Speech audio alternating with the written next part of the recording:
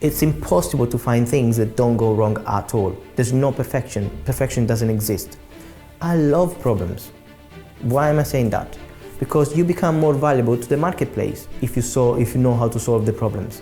If I give you an exact date, then we can work backward on what you need to do in order to achieve that goal on that date. And that's why it's very powerful to have a mentor around you. Get used to it, get educated, get the right people around you, because when the problem occurs, you already know how to tackle.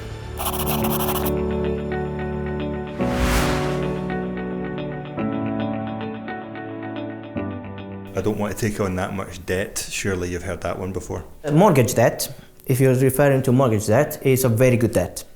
What do I mean by that?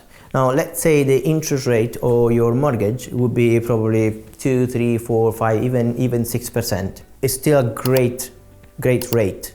If you try to release some funds from your house, your equity, for example, let's say you release £50,000 for 3 or 4%, that's great. If you try to release the £50,000 or ask for a loan to a bank of £50,000, they're going to charge you 15, 20% because there's no security. While your house is a security for the bank, which means they can lend you for a lower percentage. Now, at the beginning I was scared as well to release equity from my house because it was my house, I didn't want to lose it, all the things. Now, I was getting educated, I was reading a lot, so I wanted to understand how this works and how the rich people were doing it. So I've learned that it's a very safe strategy because what you're doing, you're not spending the money, you're just taking from this property and you're putting as a deposit for a next property. So you're just moving money from one asset to another asset. And the rent from this property is going to pay for this debt and give you extra money in the pocket.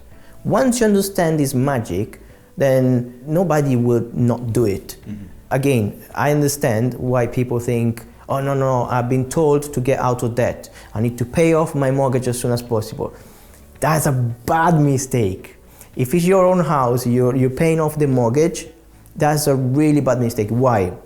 Because inheritance tax. So if you leave a lot of assets with no debt whatsoever, you're going to be taxed on inheritance. But if you have debt, for example, a mortgage, mm-hmm. the inheritance will deduct the debt and then only the remaining part will be taxable. So it's better to have a mortgage rather than not having a mortgage. Mm-hmm. But this goes against what they taught us. Because they say, no, that is bad.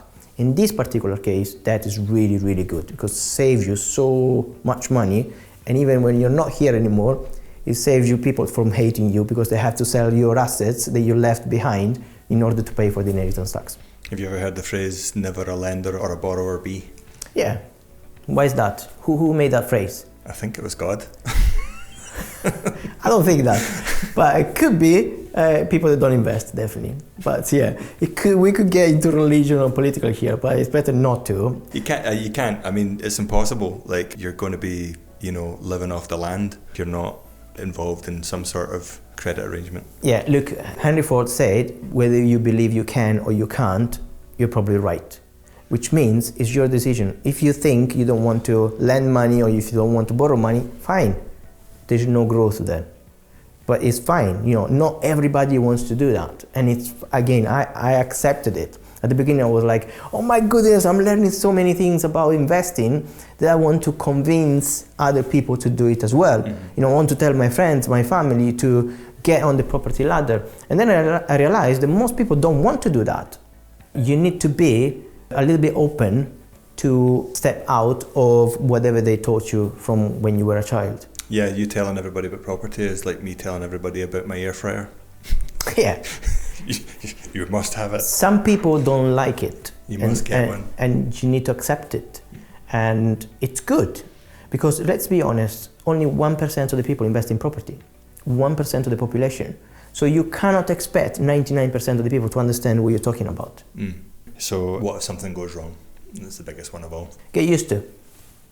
Do you remember when I said there's always a solution to every problem? Yeah. Things will go wrong, but doesn't mean it will go catastrophically wrong. Yeah. So things will need to correct, like the market will need to correct at some point in order to expand even further. Mm-hmm. Same happens with anything in life. Mm-hmm. If something goes wrong, then you deal with it, you find a solution, and then you move forward and you grow even better than the last time. Mm-hmm. So it's impossible to find things that don't go wrong at all. There's no perfection. Perfection doesn't exist. And in property, like in any business, is exactly the same. So if something goes wrong, it's better for you to be educated and prepared on what the solution is going to be for that particular problem. I love problems. Why am I saying that? Because you become more valuable to the marketplace if you know how to solve the problems. There's no life which is problem-free.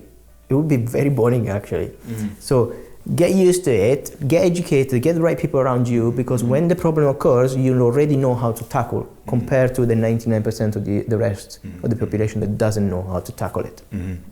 Okay, so if somebody is speaking to you, asking for advice about property, then they obviously have some sort of interest in doing it, but they also have a goal. So how do you make the bridge between what they want and how they should get there?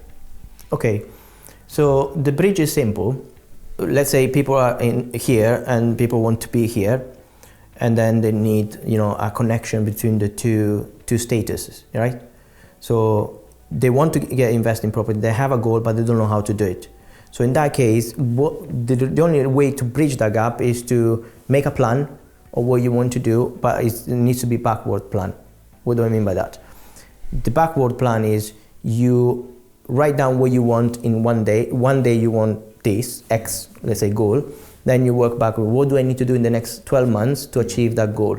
And then you work one step backwards and says, what do I need to do in the next 30 days to achieve the yearly goal, to achieve the one-day goal? And then one step back is what do I need to do this week? And one step back is what do I need to do today? Now, once they do that, not the other way around, once they do that, every day they're not working on their goal for the week, which is the goal for the month, then the year, the one day, they're wasting the day. So every day they're not doing something, they're not working towards that goal, it's wasted in terms of that goal. So everybody wants to grow. I mean, if I ask this question, do you think that in the next 12 months you're going to be in a much better financial position than today? What would you say?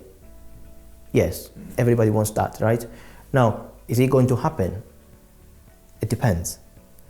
It depends on your ability to make a plan and to follow step by step to keep consistency.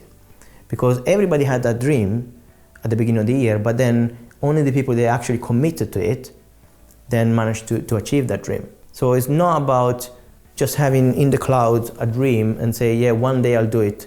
And I always laugh because when I ask people, or my students, in the academy as well, I say, what's your plan? Or when are you going to achieve this? When are you going to do this? When they say in 2 years, this is a common timeline, 2 years means never. 2 years is just far enough for me not to do it right now, which means never. So then I tend to shrink that to say, no, I need to do this by the X day of X month of X year. If I give you an exact date, then we can work backward on what you need to do in order to achieve that goal on that date. And that's why it's very powerful to have a mentor around you. If you had one piece of advice that you would want to be remembered for giving, what would it be? For me, as I said at the beginning, is like every problem has a solution. So once you understand this sentence deeply, then nothing can affect you. Nothing. Even the worst things that can happen to you, it might not seem that you have a solution for that, and it's fine, but you're going to grow from it. Even the most tragical things that happen to people, they're going to grow from it. Now, Tony Robbins actually mentioned that a lot and says, okay, this happened to you, what's good about it? And you start to think like, what do you mean? Something tragic happened, you're asking me what's good about it, nothing is good about it. The reality is, what he meant is that it's actually good that you had to go through the pain, even if it's not something you wish anybody, because you became the person you are today. You wouldn't be here, you wouldn't be this person today without the pain you've gone through in the past years. So when I say there is a solution for every problem, I mean it. And whatever happens to you is not what happens, is how you respond to it. There is a solution to every problem, and that's an undeniable truth.